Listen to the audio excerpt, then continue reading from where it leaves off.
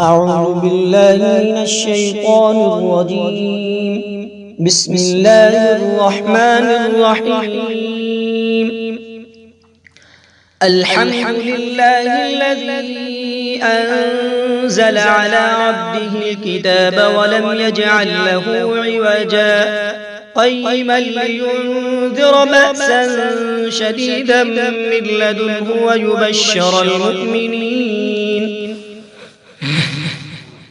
ويبشر المؤمنين الذين يعملون الصالحات أن لهم أجرا حسنا ماكثين فيه أبدا وينذر الذين قالوا اتخذ الله ولدا ما لهم به من علم ولا لآبائهم كبرت كلمة تخرج من أفواههم إن يقولون إلا كذبا فلعلك باخع نفسك على آثارهم إن لم يؤمنوا بهذا الحديث أسفا إنا جعلنا ما على الأرض زينة لها لنبلوهم أيهم أحسن عملا وإنا لجاعلون ما عليها صعيدا جرزا أم حسبت أن أصحاب الكهف والرقيم كانوا من آياتنا عجبا إذ أوى الفتية إلى الكهف فقالوا ربنا آتنا من لدنك رحمة وهيئ لنا من أمرنا رشدا فضربنا على آذانهم في الكهف سنين عددا ثم بعثناهم لنعلم أي الحزبين أحصى لما لبثوا أمدا نحن نقص عليك نبأهم بالحق إنهم فتية آمنوا بربهم وزدناهم هدى وربطنا على قلوبهم إذ قاموا فقالوا ربنا رب السماوات والأرض لن ندعو من دونه إلها لقد قلنا إذا شططا هؤلاء قوم اتخذوا من دونه آلهة لولا يأتون عليهم بسلطان بين فمن أظلم ممن افترى على الله كذبا وإذ اعتزلتموهم وما يعبدون إلا الله فأووا إلى الكهف ينشر لكم ربكم من رحمته ويهيئ لكم من أمركم مرفقا وترى الشمس إذا طلعت تزاور عن كهفهم ذات اليمين وإذا غربت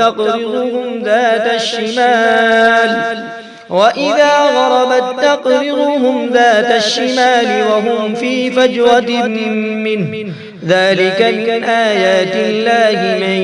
يهد الله فهو المهتد ومن يضلل فلن تجد له وليا مرشدا وتحسبهم أيقاظا وهم رقود ونقلبهم ذات اليمين وذات الشمال وكلبهم باسط ذراعيه بالوصيد لو اطلعت عليهم لوليت منهم فرارا ولملئت منهم رعبا وكذلك بعثناهم ليتساءلوا بينهم قال قائل منهم كم لبثتم قالوا لبثنا يوما أو بعض يوم قالوا ربكم أعلم بما لبثتم فابعثوا أحدكم بورقكم هذه إلى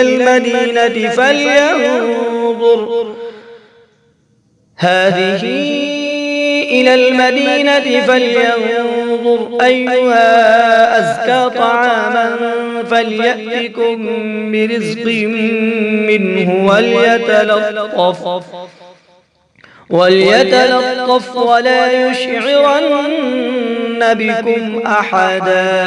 إنهم إن يظهروا عليكم يرجموكم أو يعيدوكم في ملتهم ولن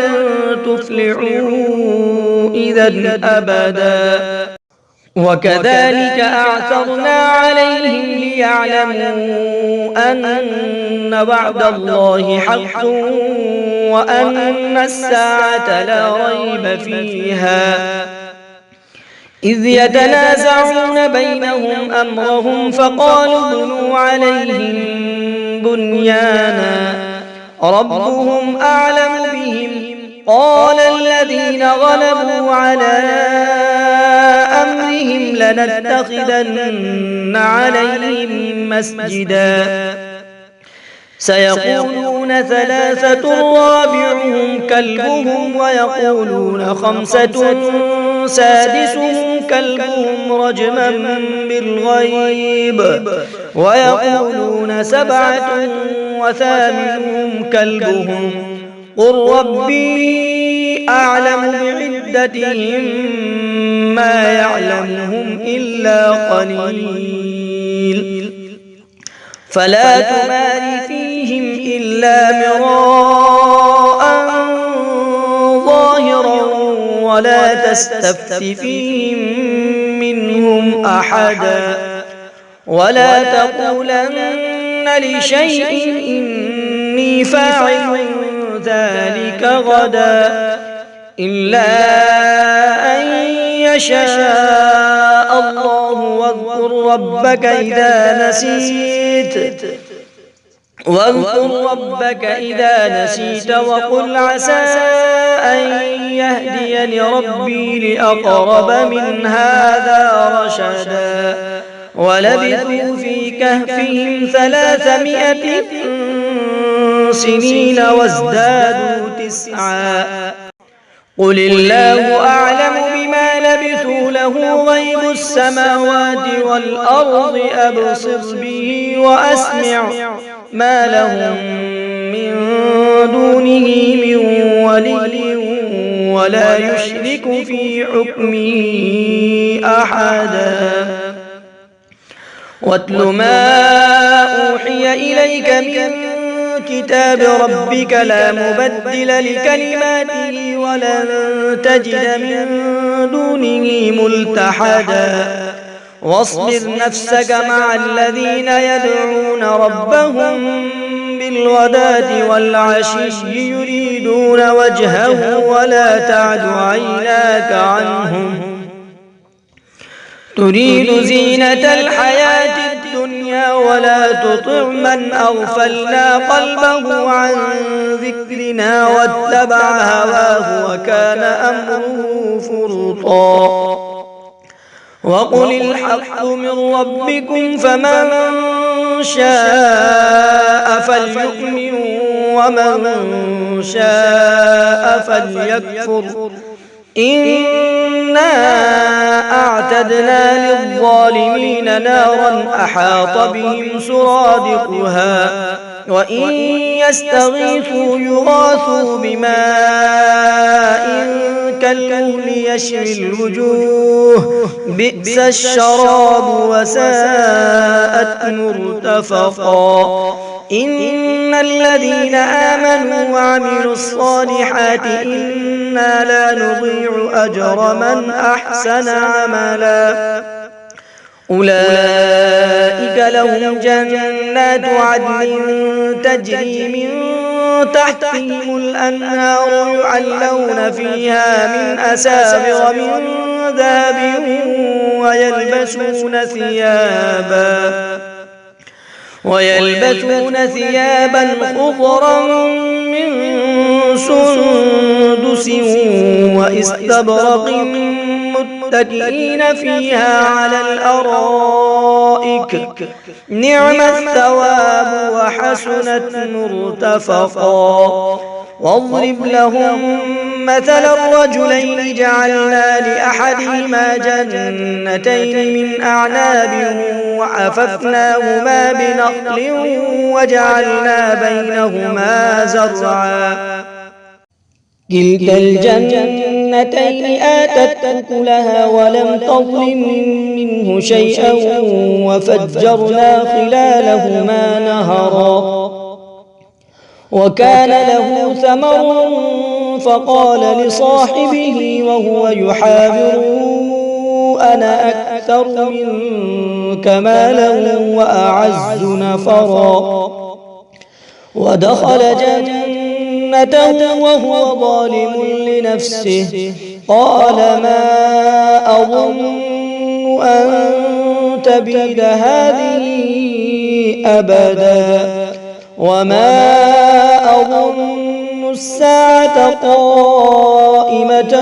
ولئن رددت إلى ربي لأجدن خيرا منها منقلبا قال له صاحبه وهو يحاوره أكفرت بالذي خلقك من تراب ثم من نطفة ثم سواك رجلا لكن هو الله ربي ولا أشرك بربي أحدا ولولا إذ دخلت جنتك قلت ما شاء الله لا قوة إلا بالله إن ترني أنا أقل منك مالا وولدا فعسى ربي أن يؤتيني خيرا من جنتك ويرسل عليها حسبانا من السماء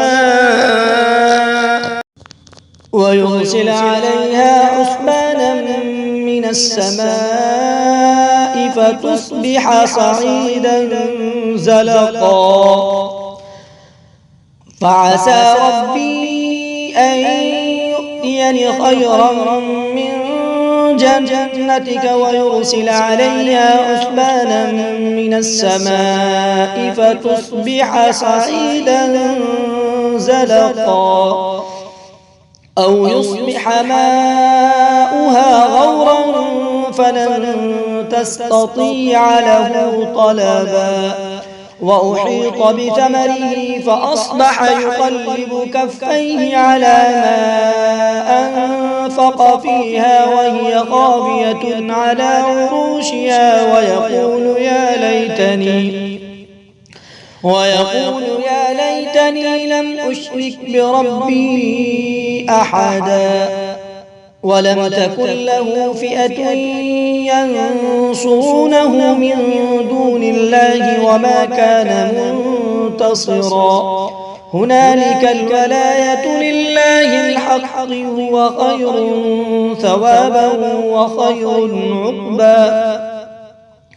واضرب لهم مثل الحياة الدنيا كماء إن أنزلناه من السماء فاختلط به نبات الأرض فأصبح هشيما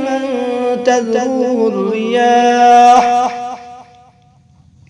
وكان الله على كل شيء مقتدرا المال والبنون زينة الحياة الدنيا والباقيات الصالحات خير عند ربك ثوابا وخير أملا ويوم نسير الجبال وترى الأرض بارزة وحشرناهم فلم نغادر منهم أحدا وعرضوا على ربك صفا لقد جئتمونا كما خلقناكم أول مرة بل زعمتم أن لن نجعل لكم موعدا ووضع الكتاب فترى المجرمين مشفقين مما فيه ويقولون يا ويلتنا ما لهذا الكتاب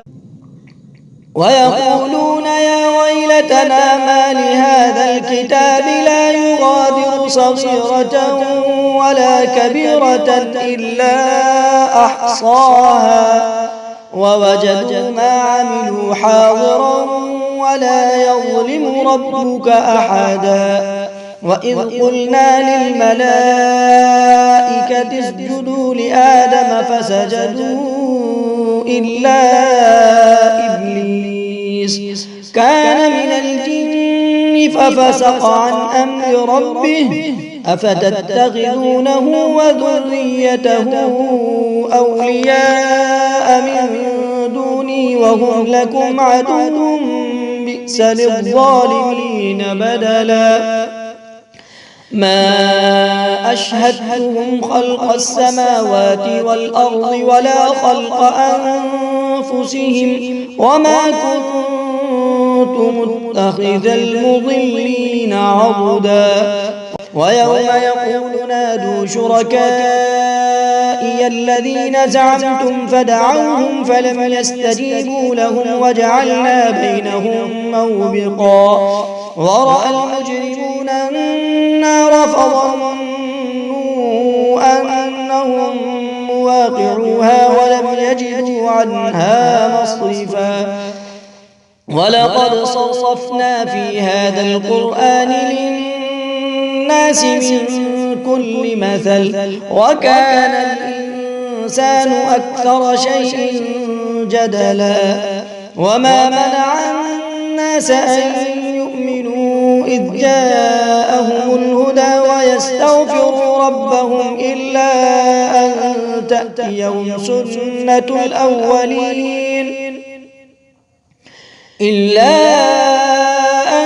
تأتيهم سنة الأولين أو يأتيهم العذاب قبلا وما نرسل المرسلين إلا مبشرين ومنذرين ويجادل الذين كفروا بالباطل ليدحضوا به الحق واتخذوا آياتي وما أنذروا هزوا ومن أظلم ممن ذكر بآيات ربه فأعرض عنها ونسي ما قدمت يداه إنا جعلنا على قلوبهم أكنة أن يفقهوه وفي آذانهم وقرا وإن تدعوهم إلى الهدى فلن يهتدوا إذا أبدا وربك الغفور ذو الرحمة لو يؤاخذهم بما كسبوا لعجل لهم العذاب بل لهم موعد لن يجدوا من دونه موئلا وتلك القرى أهلكناهم لما ظلموا وجعلنا لمهلكهم موعدا وإذ قال موسى لفتاه لا أبرح حتى أبلغ مجمع البحرين أو أمضي حقبا فلما بلغا مجمع بينهما نسيا حوتهما فاتخذ سبيله في البحر سربا فلما جاوزا قال لفتاه آتنا غداءنا لقد لقينا من سفرنا هذا نصبا قال أرأيت إذ أوينا إلى الصخرة فإني نسيت الحوت وما أنسانيه إلا الشيطان أن أذكره واتخذ سبيله في البحر عجبا قال ذلك ما كنا نبغي فارتدا على آثارهما قصصا فوجد عبدا من عبادنا آتيناه رحمة من عندنا وعلمناه من لدنا علما قال له موسى هل أتبعك على أن تعلمني مما علمت رشدا قال إنك لن تستطيع معي صبرا وكيف تصبر على ما لم تحط به خبرا قال ستجدني إن شاء الله صابرا ولا أعصي لك أمرا قال فإن اتبعتني فلا تسألني عن شيء حتى أحدث لك منه ذكرا فانطلقا حتى إذا ركبا في السفينة خرقها قال أخرقتها لتغرق أهلها لقد جئت شيئا إمرا قال ألم أقل إنك لن تستطيع معي صبرا قال لا تؤاخذني بما نسيت ولا ترهقني من أمري يسرا فانطلقا حتى إذا لقيا غلاما فقتله قال أقتلت نفسا زكية بغير نفس لقد جئت شيئا نكرا قال ألم أقل لك إنك لن تستطيع معي صبرا قال إن سألتك عن شيء بعدها فلا تصاحبني قد بلغت من لدني عذرا فانطلقا حتى إذا أتيا أهل قرية استطعما أهلها فأبوا أن يضيفوهما فوجدا فيها جدارا يريد أن ينقض فأقامه قال لو شئت لاتخذت عليه أجرا قال هذا فراق بيني وبينك سأنبئك بتأويل ما لم تستطع عليه صبرا قال هذا فراق بيني وبينك سأنبئك بتأويل ما لم تستطع عليه صبرا أما السفينة فكانت لمساكين يعملون في البحر فأردت أن أعيبها وكان وراءهم ملك يأخذ كل سفينة غصبا وأما الغلام فكان أبواه مؤمنين فخشينا أن يرهقهما طغيانا وكفرا فأردنا أن يبدلهما ربهما خيرا منه زكاة وأقرب رحما وأما الجدار فكان لغلامين يتيمين في المدينة وكان تحته كنز لهما وكان أبوهما صالحا فأراد ربك أن يبلغا أشدهما ويستخرجا كنزهما رحمة من ربك وما فعلته عن أمري ذلك تأويل ما لم تسطع عليه صبرا ويسألونك عن ذي القرنين قل سأتلو عليكم منه ذكرا إنا مكنا له في الأرض وآتيناه من كل شيء سببا فأتبع سببا حتى إذا بلغ مغرب الشمس وجدها تغرب في عين حمئة ووجد عندها قوما قلنا يا ذا القرنين إما أن تعذب وإما أن تتخذ فيهم حسنا قال من ظلم فسوف نعذبه ثم يرد إلى ربه فيعذبه عذابا نكرا وأما من آمن وعمل صالحا فله جزاء الحسنى وسنقول له من أمرنا يسرا ثم أتبع سببا حتى إذا بلغ مطلع الشمس وجدها تطلع على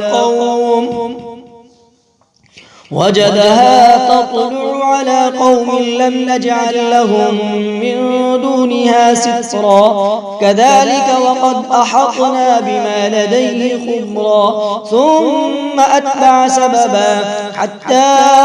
إذا بلغ بين السدين وجد من دونهما قوما لا يكادون يفقهون قولا قالوا يا ذا القرنين إن يأجوج ومأجوج مفسدون في الأرض فهل نجعل لك خرجا على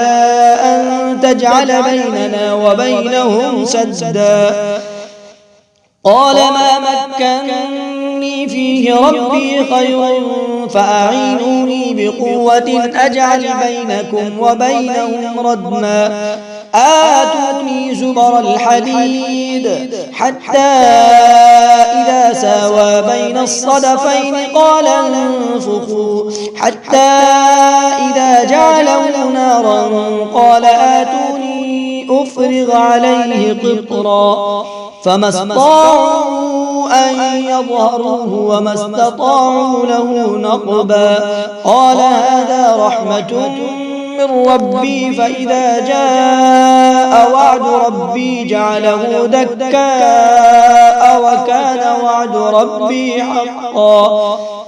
وتركنا بعضهم يومئذ يموج في بعض ونفخ في الصور فجمعناهم جمعا وعرضنا جهنم يومئذ للكافرين عرضا الذين كانت أعينهم في غطاء عن ذكري وكانوا لا يستطيعون سمعا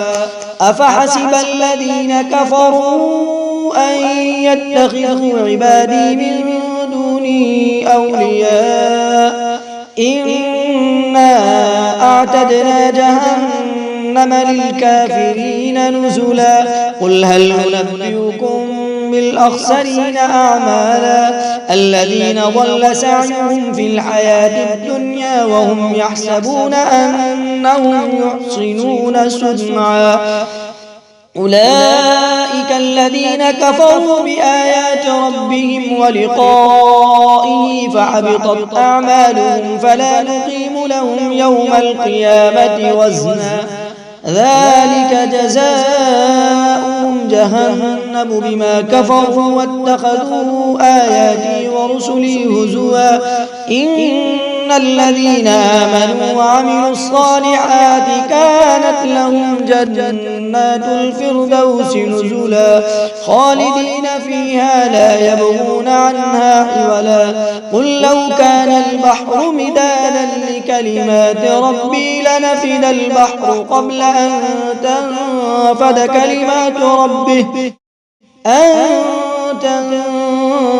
كلمات ربي ولو جئنا بمثله مددا قل لو كان البحر مدادا لكلمات ربي لنفد البحر قبل أن تنفد كلمات ربي ولو جئنا بمثله مددا قل إنما أنا بشر مثلكم يوحى إلي أنما إلهكم إله واحد فمن كان يرجو لقاء ربه فليعمل عملا صالحا ولا يشرك بعبادة ربه أحدا.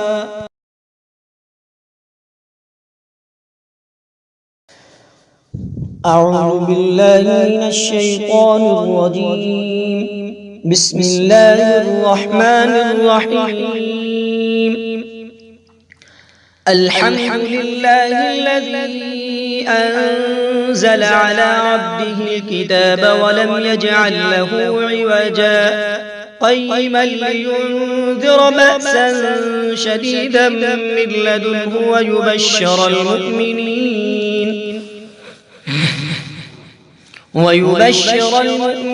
الذين يعملون الصالحات أن لهم أجرا حسنا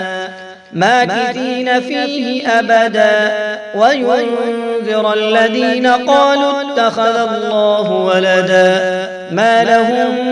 به من علم ولا لآبائهم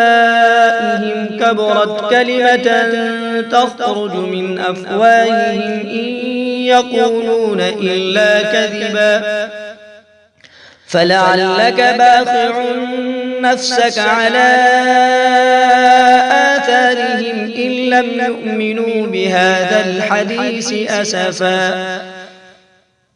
إنا جعلنا ما على الأرض زينة لها لنبلوهم أيهم أحسن عملا وإنا لجاعلون ما عليها صعيدا جرزا أم حسبت أن أصحاب الكهف والرقيم كانوا من آياتنا عجبا إذ أوى الفتية إلى الكهف فقالوا ربنا آتنا من لدنك رحمة وهيئ لنا من أمرنا رشدا فضربنا على آذانهم في الكهف سنين عددا ثم بعثناهم لنعلم أي الحزبين أحصى لما لبثوا أمدا نحن نقص عليك نبأهم بالحق إنهم فتية آمنوا بربهم وزدناهم هدى وربطنا على قلوبهم إذ قاموا فقالوا ربنا رب السماوات والأرض لن ندعو من دونه إلها لقد قلنا إذا شططا هؤلاء قوم اتخذوا من دونه آلهة لولا يأتون عليهم بسلطان بين فمن أظلم ممن افترى على الله كذبا وإذ اعتزلتموهم وما يعبدون إلا الله فأووا إلى الكهف ينشر لكم ربكم من رحمته ويهيئ لكم من أمركم مرفقا وترى الشمس إذا طلعت تزاور عن كهفهم ذات اليمين وإذا غربت تقرضهم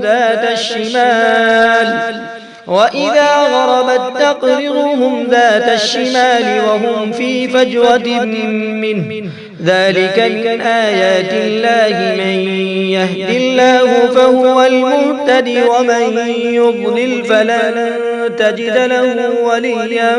مرشدا وتحسبهم أيقاظا وهم رقود ونقلبهم ذات اليمين وذات الشمال وكلبهم باسط ذراعيه بالوصيد لو اطلعت عليهم لوليت منهم فرارا ولملئت منهم رعبا وكذلك بعثناهم ليتساءلوا بينهم قال قائل منهم كم لبثتم قالوا لبثنا يوما أو بعض يوم قالوا ربكم أعلم بما لبثتم فابعثوا أحدكم بورقكم هذه إلى المدينة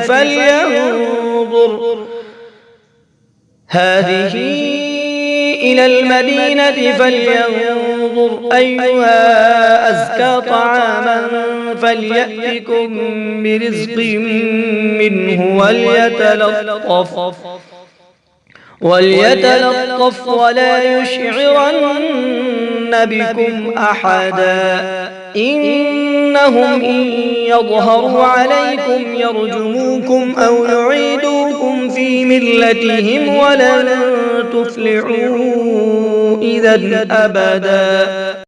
وكذلك أعثرنا عليهم ليعلموا أن وعد الله حق وأن الساعة لا ريب فيها إذ يتنازعون بينهم أمرهم فقالوا ابنوا عليهم بنيانا ربهم أعلم بهم قال الذين غلبوا على أمرهم لنتخذن عليهم مسجدا سيقولون ثلاثة رابعهم كلبهم ويقولون خمسة سادسهم كلبهم رجما بالغيب ويقولون سبعة وثامنهم كلبهم قل ربي أعلم بعدتهم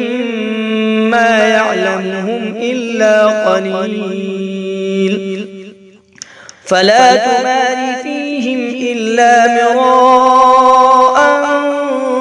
ظاهرا ولا تستفت فيهم منهم أحدا ولا تقولن لشيء إني فاعل ذلك غدا إلا أن يشاء الله واذكر ربك إذا نسيت وقل عسى أن يهديني ربي لأقرب من هذا رشدا ولبثوا في كهفهم 300 سنين وازدادوا 9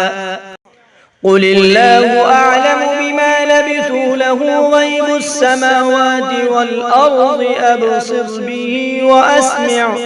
ما لهم من دونه من ولي ولا يشرك في حكمه أحدا واتل ما أوحي إليك من كتاب ربك لا مبدل لكلماته ولن تجد من دونه ملتحدا واصبر نفسك مع الذين يدعون ربهم بالغداة والعشي يريدون وجهه ولا تعد عيناك عنهم تريد زينة الحياة الدنيا ولا تطع من أغفلنا قلبه عن ذكرنا واتبع هواه وكان أمره فرطا وقل الحق من ربكم فمن شاء فليؤمن ومن شاء فليكفر إنا أعتدنا للظالمين نارا أحاط بهم سرادقها وإن يستغيثوا يغاثوا بماء كالمهل يشوي الوجوه بئس الشراب وساءت مرتفقا إن الذين آمنوا وعملوا الصالحات إنا لا نضيع أجر من أحسن عملا أولئك لهم جنات عدن تجري من تحتهم الأنهار يحلون فيها من أساور من ذهب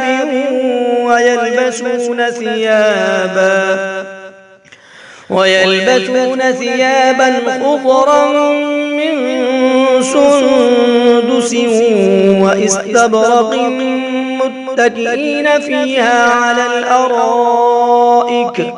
نعم الثواب وحسنت مرتفقا واضرب لهم مثل الرجلين جعلنا لأحدهما جنتين من أعناب وحففناهما بنخل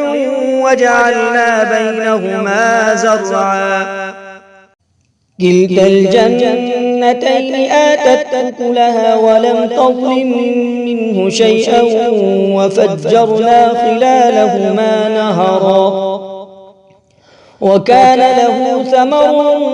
فقال لصاحبه وهو يحاوره أنا أكثر منك مالا وأعز نفرا ودخل جنته وهو ظالم لنفسه قال ما أظن أن تبيد هذه أبدا وما أظن الساعة قائمة ولئن رددت إلى ربي لأجدن خيرا منها منقلبا قال له صاحبه وهو يحاوره أكفرت بالذي خلقك من تراب ثم من نطفة ثم سواك رجلا لكن هو الله ربي ولا أشرك بربي أحدا ولولا إذ دخلت جنتك قلت ما شاء الله لا قوة إلا بالله إن ترني أنا أقل منك مالا وولدا فعسى ربي أن يؤتيني خيرا من جنتك ويرسل عليها حسبانا من السماء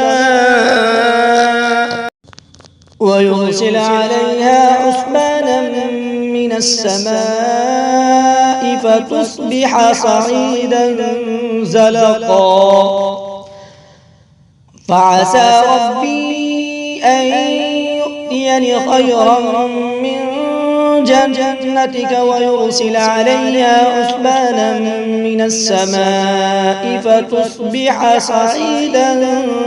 زلقا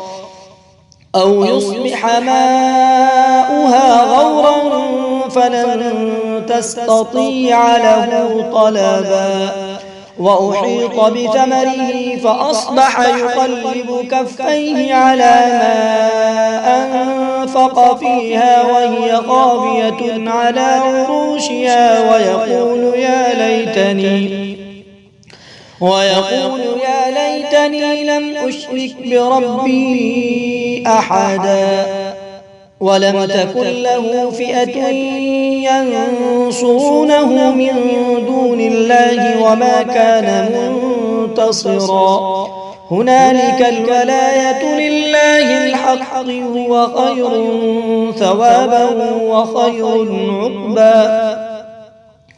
واضرب لهم مثل الحياة الدنيا كماء إن أنزلناه من السماء فاختلط به نبات الأرض فأصبح هشيما تذروه الرياح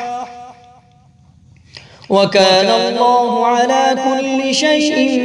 مقتدرا المال والبنون زينة الحياة الدنيا والباقيات الصالحات خير عند ربك ثوابا وخير أملا ويوم نسير الجبال وترى الأرض بارزة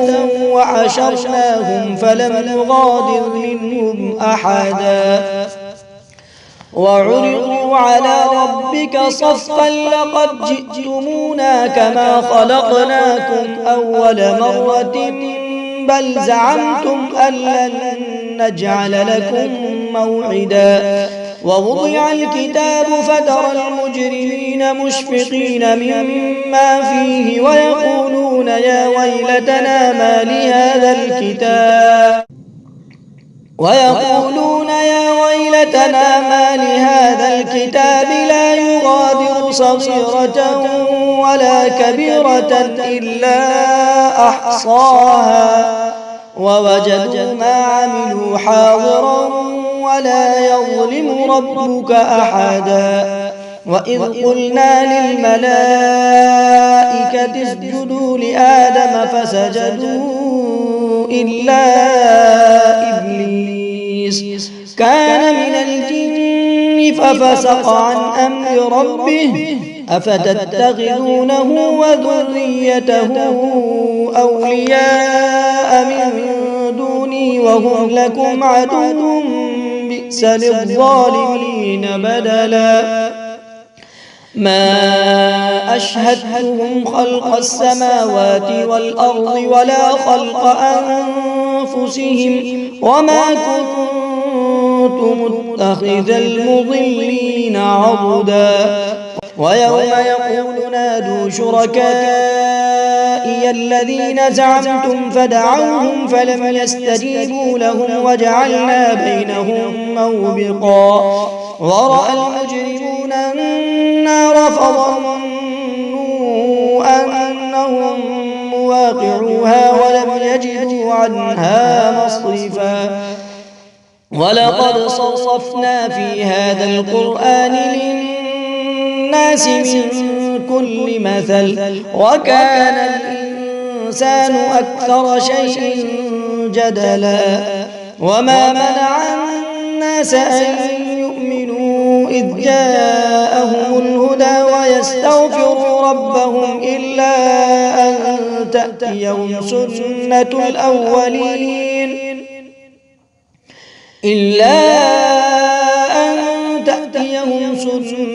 الأولين أو يأتيهم العذاب قبلا. وما نرسل المرسلين إلا مبشرين ومنذرين ويجادل الذين كفروا بالباطل ليدحضوا به الحق واتخذوا آياتي وما أنذروا هزوا. ومن أظلم ممن ذكر بآيات ربه فأعرض عنها ونسي ما قدمت يداه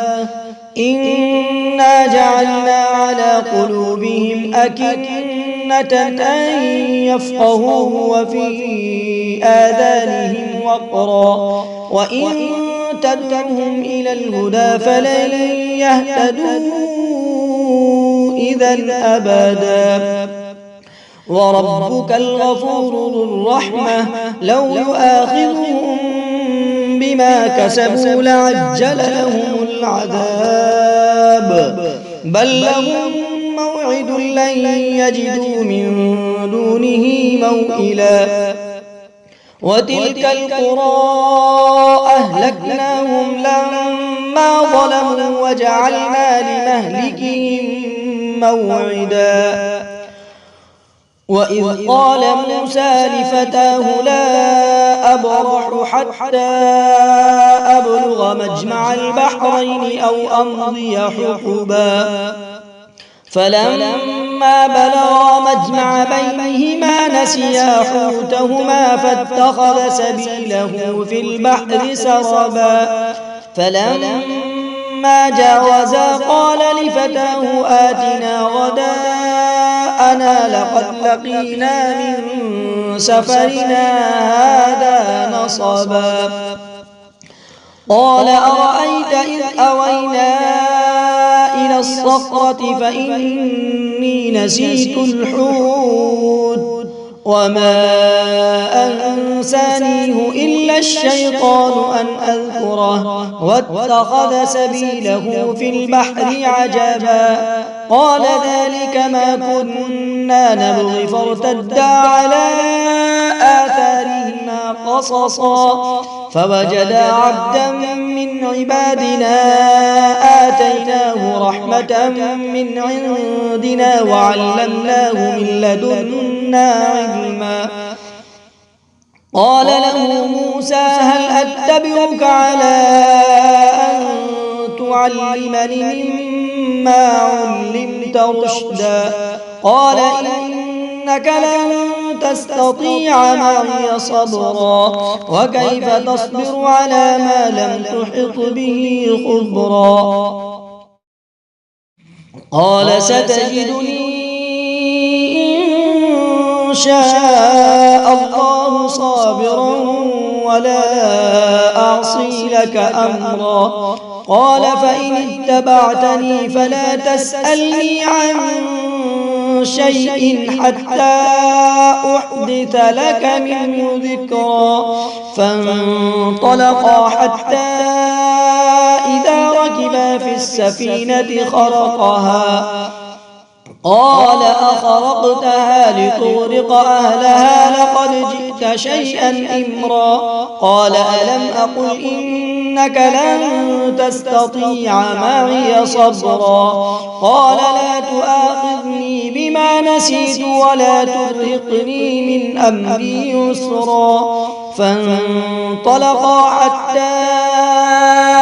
إذا لقيا غلاما فقتله قال أقتلت نفسا زكية بغير نفس لقد جئت شيئا نكرا قال ألم أقل لك إنك لن تستطيع معي صبرا قال إن سألتك عن شيء بعدها فلا تصاحبني قد بلغت من لدني عذرا فانطلقا حتى إذا أتيا أهل قرية استطعما أهلها فأبوا أن يضيفوهما فوجدا فيها جدارا يريد أن ينقض فأقامه قال لو شئت لاتخذت عليه أجرا قال هذا فراق بيني وبينك سأنبئك بتأويل ما لم تستطع عليه صبرا قال هذا فراق بيني وبينك سأنبئك بتأويل ما لم تستطع عليه صبرا أما السفينة فكانت لمساكين يعملون في البحر فأردت أن أعيبها وكان وراءهم ملك يأخذ كل سفينة غصبا وأما الغلام فكان أبواه مؤمنين فخشينا أن يرهقهما طغيانا وكفرا فأردنا أن يبدلهما ربهما خيرا منه زكاة وأقرب رحما وأما الجدار فكان لغلامين يتيمين في المدينة وكان تحته كنز لهما وكان أبوهما صالحا فأراد ربك أن يبلغا أشدهما ويستخرجا كنزهما رحمة من ربك وما فعلته عن أمري ذلك تأويل ما لم تسطع عليه صبرا ويسألونك عن ذي القرنين قل سأتلو عليكم منه ذكرا إنا مكنا له في الأرض وآتيناه من كل شيء سببا فأتبع سببا حتى إذا بلغ مغرب الشمس وجدها تغرب في عين حمئة ووجد عندها قوما قلنا يا ذا القرنين إما أن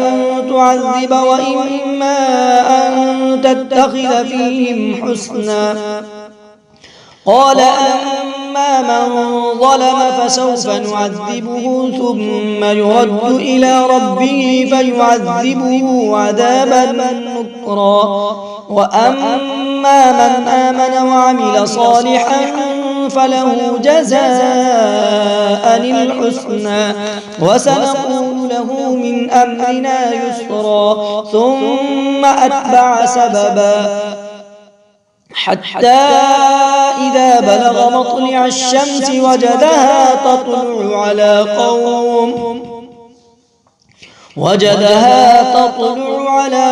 لم نجعل لهم من دونها سترا كذلك وقد أحطنا بما لديه خبرا ثم أتبع سببا حتى إذا بلغ بين السدين وجد من دونهما قوما لا يكادون يفقهون قولا قالوا يا ذا القرنين إن يأجوج ومأجوج مفسدون في الأرض فهل نجعل لك خرجا على أن تجعل بيننا وبينهم سدا قال ما مكنني فيه ربي خير فأعينوني بقوة أجعل بينكم وبينهم ردما آتوني زبر الحديد حتى إذا ساوى بين الصدفين قال انفخوا حتى إذا جعله نارا قال آتوني أفرغ عليه قطرا فما استطاعوا أن يظهروه وما استطاعوا له نقبا قال هذا رحمة من ربي فإذا جاء وعد ربي جعله دكاء وكان وعد ربي حقا وتركنا بعضهم يومئذ يموج في بعض ونفخ في الصور فجمعناهم جمعا وعرضنا جهنم يومئذ للكافرين عرضا الذين كانت أعينهم في غطاء عن ذكري وكانوا لا يستطيعون سمعا أفحسب الذين كفروا أن يتخذوا عبادي من دوني أولياء إنا أعتدنا جهنم للكافرين نزلا قل هل ننبئكم بالأخسرين أعمالا الذين ضل سعيهم في الحياة الدنيا وهم يحسبون أنهم يحسنون صنعا أولئك الذين كفروا بآيات ربهم ولقائه فحبطت أعمالهم فلا نقيم لهم يوم القيامة وزنا ذلك جزاؤهم جهنم بما كفروا واتخذوا آياتي ورسلي هزوا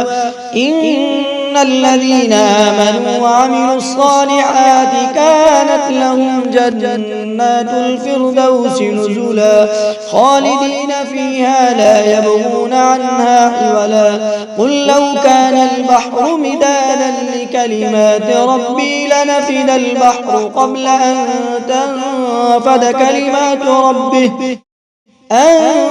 تنفد كلمات ربي ولو جئنا بمثله مددا قل لو كان البحر مدادا لكلمات ربي لنفد البحر قبل أن تنفد كلمات ربي ولو جئنا بمثله مددا قل إنما أنا بشر مثلكم يوحى إلي أنما إلهكم إله واحد فمن كان يرجو لقاء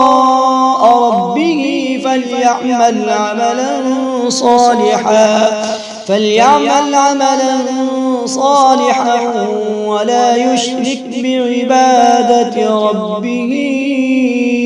أحدا.